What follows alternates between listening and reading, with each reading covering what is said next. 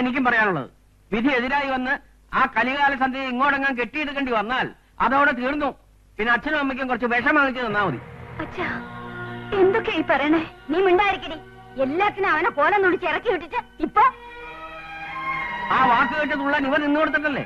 വെറുതെ എന്തിനാ ഈ തർക്കം? വിധി നമുക്ക് അനുകൂലമായിരിക്കും.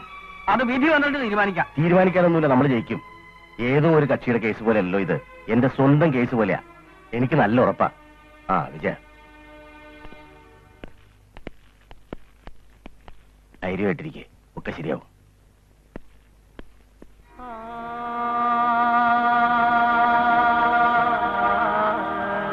ആഹാ, ഇവിടെ നിൽക്കുകയാണോ?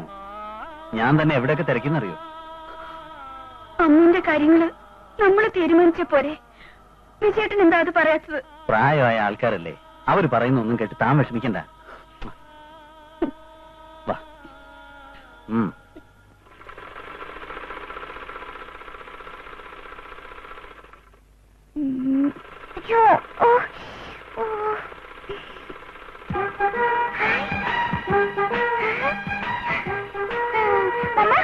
എനിക്ക് നന്നായി ചേരുന്നുണ്ടോ? ആ, ബെസ്റ്റ് ആയിരിക്കുന്നു. മമ്മ ഇടുന്നത് പോലെ പപ്പ എന്താ ഇടാത്ത? പപ്പ ഇതിട്ടാ നല്ല സ്റ്റൈലായിരിക്കും. എന്നിട്ടാ മമ്മ ഒരു കാര്യം, കേസ് കഴിഞ്ഞാ പപ്പയെ തൂക്കിക്കൊല്ലുവോ? എന്റെ വ്യാകുല മാതാവേ, ഈ കൊച്ചിന്റെ ഒരു ചോദ്യം. നീ പോയി നൂലിന്റെ പെട്ടി എടുത്തോളൂ. ചെല്.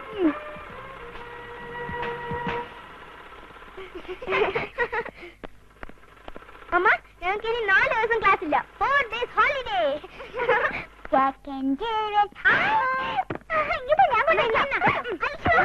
എന്താ ഇവിടെ?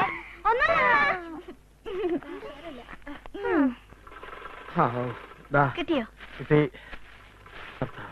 അയ്യോ, ഇത് ചോപ്പാണല്ലോ. എന്നതാ നീ ഉദ്ദേശിച്ച? ചുവപ്പ് പോലുള്ള കറുപ്പാണോ? അയ്യോ അല്ല. ഓ, എനിക്കിത് വയ്യ. നീ എന്തെങ്കിലും വാങ്ങിച്ചോണ്ടാ മതി. ആ, എന്താടാ മക്കളെ, നിങ്ങളെ നേരത്തെ വിട്ടോ? ആ, അതുകൊണ്ട് പാഠപുസ്തകം അടുപ്പിലിട്ട് ഇരിക്കരുതേ. ആ, ദാ ജിലേബി.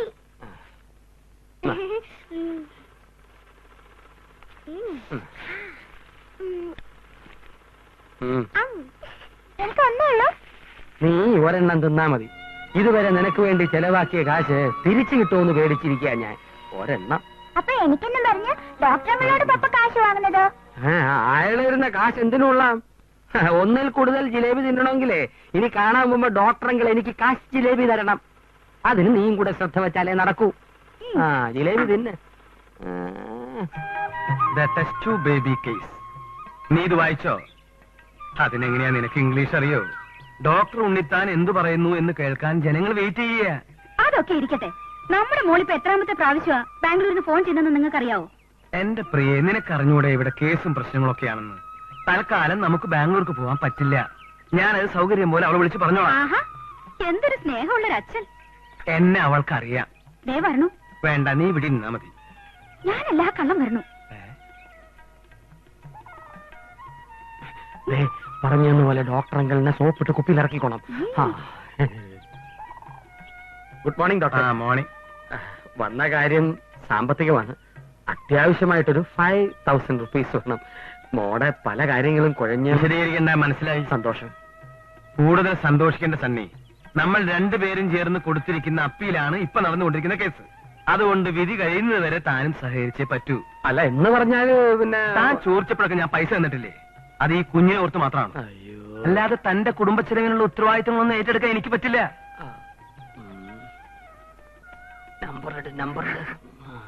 ഡോക്ടർ അങ്കിൾ, ഞാൻ പുതിയൊരു പാട്ട് പഠിച്ചു. പാടട്ടെ?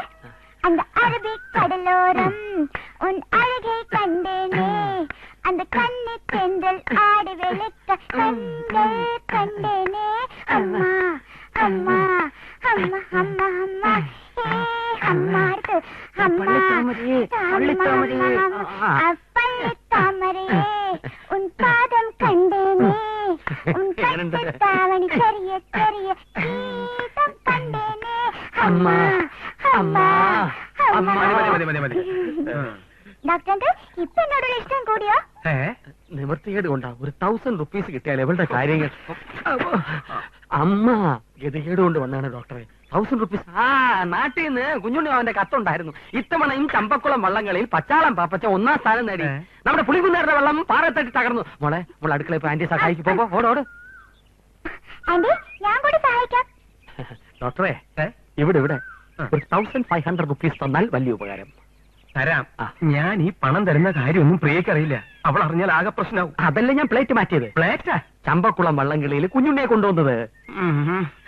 താൻ നാളെ കോടതിയിലേക്ക് വരുമ്പോ ഞാൻ പണം തരാം.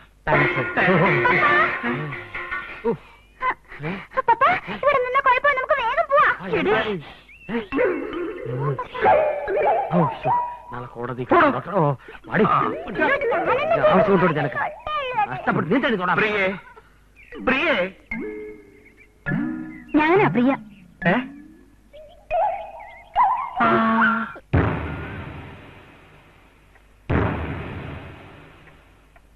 കോടതി മുമ്പാകെ സത്യമേ ബോധിപ്പിക്കൂ, സത്യമല്ലാതെ മറ്റൊന്നും ബോധിപ്പിക്കില്ല. ഡോക്ടർ ഉണ്ണിത്താൻ, വൈദ്യശാസ്ത്ര രംഗത്തെ പ്രതിഭാതനായ അങ്ങയുടെ സ്തുത്യർഹമായ സേവനത്തിനിടയിൽ സംഭവിച്ചു പോയ ഒരു തീരാക്കളങ്കമായി താങ്കൾ ഇതിനെ കാണുന്നു അല്ലേ? നിങ്ങൾ ഉദ്ദേശിക്കുന്ന തീരാക്കളങ്കം എന്താണെന്ന് എനിക്ക് മനസ്സിലായില്ല. ഇൻവിട്രോ ഫെർട്ടിലൈസേഷൻ എന്ന പ്രക്രിയ നടത്തുന്നതിനിടയിൽ താങ്കൾക്ക് പറ്റിയ കൈപ്പിഴയെക്കുറിച്ചാണ് ഞാൻ പറഞ്ഞത്. No, this statement is absolutely wrong. എന്റെ ഇത്രയും വർഷത്തെ സേവനത്തിനിടയിൽ ഇത്രയും ശ്രദ്ധയും താല്പര്യവും എടുത്ത് ചെയ്ത ഒരു പ്രവൃത്തി വേറെ ഉണ്ടായിട്ടില്ല. ഞാൻ തറപ്പിച്ചു പറയുന്നു, ഇതിൽ യാതൊരു വിധത്തിലുള്ള പാകപ്പിഴയും നടന്നിട്ടില്ല. കോടതിക്ക് വ്യക്തമാകാൻ താങ്കൾ അതൊന്ന് വിശദീകരിക്കാമോ? തീർച്ചയായും.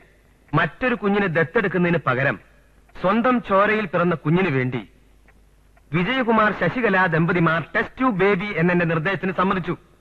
വിജയകുമാറിന്റെയും ശശികലയുടെയും കുഞ്ഞിനെ ഗർഭത്തിൽ സ്വീകരിച്ച് പ്രസവിക്കാൻ തയ്യാറായി മുന്നോട്ട് വന്ന ചുരുക്കം സ്ത്രീകളിൽ ആരും തന്നെ മെഡിക്കലി ഫിറ്റ് ആയിരുന്നില്ല. അങ്ങനെ ഇരിക്കെയാണ് സണ്ണിയുടെ വരവ്. പരസ്യം തെറ്റിദ്ധരിച്ച് രക്തമോ കിഡ്നിയോ ദാനം ചെയ്യാനാണ് അയാൾ വന്നത്. കാര്യം വ്യക്തമായപ്പോൾ ശ്രമിക്കാം എന്ന് പറഞ്ഞ് മടങ്ങി. പിന്നെ സണ്ണി വന്നത് പുതിയൊരു ആശയവുമായിട്ടായിരുന്നു. Good morning doctor. മോർണിംഗ്. ഡോക്ടറെ കണ്ട് ചില സംശയങ്ങൾ ചോദിച്ച് മനസ്സിലാക്കാമെന്ന് കരുതി. വരൂ, എന്താണ് നിങ്ങളുടെ സംശയങ്ങൾ? ഡോക്ടർ പറഞ്ഞതനുസരിക്കാൻ ഏതെങ്കിലും ഒരു സ്ത്രീ തയ്യാറാവുന്നുവെങ്കിൽ അത് അവർക്കൊരു നാണക്കേടാവില്ലേ? സണ്ണി, താൻ വിചാരിക്കുന്നത് പോലെയല്ല കാര്യങ്ങൾ. കുഞ്ഞിനെ പ്രസവിച്ചു കൊടുക്കുന്ന സ്ത്രീ മറ്റേ ദമ്പതികളെ കാണുക പോലും വേണ്ട. ഒരു വിധത്തിൽ പറഞ്ഞാൽ രക്തദാനം, നേത്രദാനം ഇതൊക്കെ പോലെയാണ്. ഇപ്പൊ ക്ലിയർ ആയോ? ആയി. മറ്റ് സ്ത്രീകൾ ആരും സമ്മതിക്കാതായപ്പോ ഞാൻ എന്റെ ഭാര്യയുടെ ഈ കാര്യം ഒന്ന് സൂചിപ്പിച്ചു നോക്കി. എന്തായിരുന്നു അവരുടെ പ്രതികരണം? കുഞ്ഞുങ്ങളില്ലാത്ത ഒരു സ്ത്രീക്ക് വേണ്ടി മറ്റൊരു സ്ത്രീ അങ്ങനെ ചെയ്യുന്നതിൽ തെറ്റില്ലെന്നാണ് അവളുടെ അഭിപ്രായം. അതൊരു അനുകൂലമായ പ്രതികരണമാണ് മിസ്റ്റർ സണ്ണി. നിങ്ങൾ ഭാര്യയെ പറഞ്ഞ് സമ്മതിപ്പിക്കുകയാണെങ്കിൽ തീർച്ചയായും അതൊരു പുണ്യമായിരിക്കും. ഞാനൊന്ന് ശ്രമിച്ചു നോക്കാം. ആദ്യം സണ്ണിയുടെ ഭാര്യ മെഡിക്കലി ഫിറ്റ് ആണോ എന്ന് നോക്കണം. ഞാൻ എന്തെങ്കിലും കാരണം പറഞ്ഞ് അവളെ ഡോക്ടറെ അടുത്ത് കൊണ്ടുവരും. ഡോക്ടർ അവളോട് കാര്യങ്ങൾ പറഞ്ഞ് മനസ്സിലാക്കണം. പിന്നെ പ്രതിഫലത്തിന്റെ കാര്യമൊന്നും ഇതുവരെ സംസാരിച്ചില്ല. നിങ്ങൾ എത്രയാണ് പ്രതീക്ഷിക്കുന്നത്? ഒരു ജീവകാരുണ്യ പ്രവൃത്തി എന്ന നിലയില് ഒരുപാടൊന്നും ചോദിക്കുന്നത് ശരിയല്ല. എങ്കിലും എന്റെ ഭാര്യ മെനക്കെടുകയല്ലേ, 1,00,000 രൂപയെങ്കിലും. മോശമല്ലാത്തൊരു തുക ഞാൻ വാങ്ങിച്ചത്. ആദ്യം മിസ്സിസിനെ ഹോസ്പിറ്റലിൽ കൊണ്ടുപോവാ. ഒരു ചെക്കപ്പ് ചെയ്തിട്ട്. അതെ.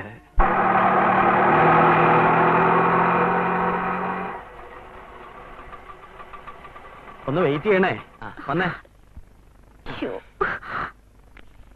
ആശുപത്രി കൊണ്ടുവരത്തെ എനിക്കിപ്പോ അസുഖമൊന്നും ഇല്ല ചായ. എനിക്ക് കടുത്ത തലവേദന ഉണ്ടെന്നല്ലേ പറഞ്ഞേ? അതിപ്പോ മാറി. കുറച്ച് കഴിയുമ്പോ കൂടിയാലോ? നാട് മുഴുവൻ എലിപ്പനിയുള്ള കാലമാ. എനിക്കും പകരും. ഒരു പരിശോധന നടത്തുന്നത് വളരെ നല്ലതാ. ഒന്നും പറയരുത്. വാ.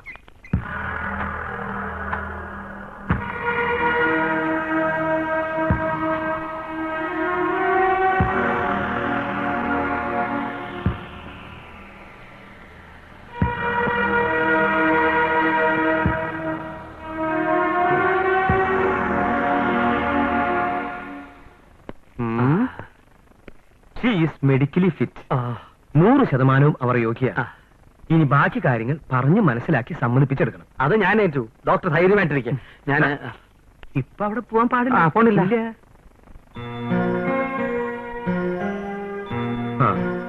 പറയാവുന്ന രീതിയിലൊക്കെ ഞാൻ പറഞ്ഞു നോക്കി.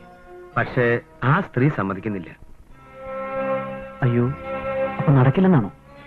കുഞ്ഞുങ്ങളെ വളർത്തേണ്ടത് എങ്ങനെയാണെന്ന് പഠിക്കാൻ ശശി ഇപ്പൊ തന്നെ 7-8 പുസ്തകങ്ങളൊക്കെ വാങ്ങി പഠിത്തം തുടങ്ങിക്കഴിഞ്ഞു. നിരാശപ്പെടാനുള്ള സമയമായിട്ടില്ല. നമുക്ക് അന്വേഷണം തുടരാം. കുട്ടികളില്ലാത്തവരുടെ ദുഃഖം മനസ്സിലാവുന്ന ഏതെങ്കിലും ഒരു സ്ത്രീയെങ്കിലും ഉണ്ടാവില്ലേ ഈ നാട്ടിൽ? ഞാനൊന്ന് പറഞ്ഞോട്ടെ വിജയേട്ടാ, നമുക്ക് ആ സ്ത്രീയെ കണ്ടെന്ന് സംസാരിച്ചാലോ? ശരിയാ, ഒരുപക്ഷെ ശശിയുടെ വേദന മനസ്സിലാക്കാൻ ആ സ്ത്രീക്ക് കഴിഞ്ഞേക്കും. കൊള്ളാം, ആ ഐഡിയ തിരക്കിടില്ല. സെലീന ഒന്നുകൂടെ ആലോചിച്ചാൽ ചിലപ്പോ ഞാൻ അവർക്ക് ഒരുപാട് ആശ കൊടുത്തുപോയി. ഒക്കെ ശരിയായിരിക്കാം. പക്ഷേ ഡോക്ടർ, ഞാനൊരു സാധാരണ സ്ത്രീയാണ്. ഇത്തരത്തിലുള്ള ഒരു കാര്യം ചെയ്യാനുള്ള പക്വതയൊന്നും എനിക്കില്ല. എന്റെ വീട്ടുകാരോ നാട്ടുകാരോ ഇതറിഞ്ഞാൽ അവരുടെ ചോദ്യങ്ങൾക്ക് മറുപടി പറയാൻ എനിക്കാവില്ല. ഇപ്പൊ ഇതിന് സമ്മതം മൂളി എന്റെ ഭർത്താവ് പോലും നാളെ മറ്റൊരാളുടെ കുഞ്ഞിനെ ചുമന്നവളെന്നും പറഞ്ഞ് എന്നെ കുറ്റപ്പെടുത്തും. കുട്ടി, ഇതാദ്യമായി നടക്കുന്നൊരു സംഭവമല്ല. വൈദ്യശാസ്ത്ര രംഗത്ത് ഈ പരീക്ഷണം ഇതിനു മുമ്പ് പലയിടത്തും പലവട്ടവും നടന്നിട്ടുണ്ട്. ആ ഉപകാരം ചെയ്തു കൊടുത്തവരെല്ലാം ഇന്ന് സന്തോഷത്തോടെ സമൂഹത്തിൽ മാന്യമായി ജീവിക്കുന്നുണ്ട്. പക്ഷേ എനിക്ക് വയ്യ. സെലീനെ, ഈ ഉപകാരം നീ ചെയ്തു കൊടുത്താൽ അതൊരു വലിയ പുണ്യപ്രവൃത്തിയായിരിക്കുമെന്നാണ് എനിക്ക് തോന്നുന്നത്.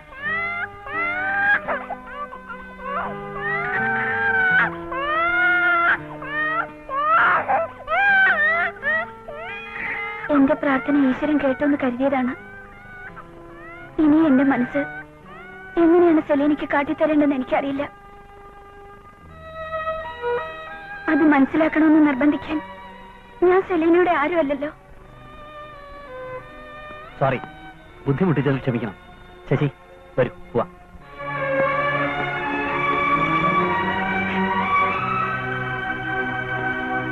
ഇവിടെ നിപ്പിറങ്ങിപ്പോയ ആ സ്ത്രീ ആവശ്യപ്പെട്ടത് വേറൊരു സ്ത്രീക്ക് മാത്രം ചെയ്യാൻ കഴിയുന്ന, ദൈവത്തിന് പോലും ചെയ്യാനാവാത്ത ഒരു ദാനമാണ്. ഒറ്റ വാക്കിൽ നിങ്ങൾ അത് നിഷേധിച്ചു. ഒരു സ്ത്രീയും ഇത്രയും ക്രൂരയാവാൻ പാടില്ല. ക്ഷമിക്കണം, ഞാൻ അല്പം കൂടുതലായി സംസാരിച്ചു. Sorry. Sorry for the disturbance. Sorry for everything.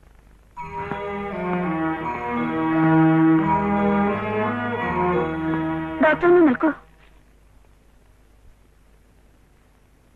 എനിക്ക് സമ്മതമാണ്.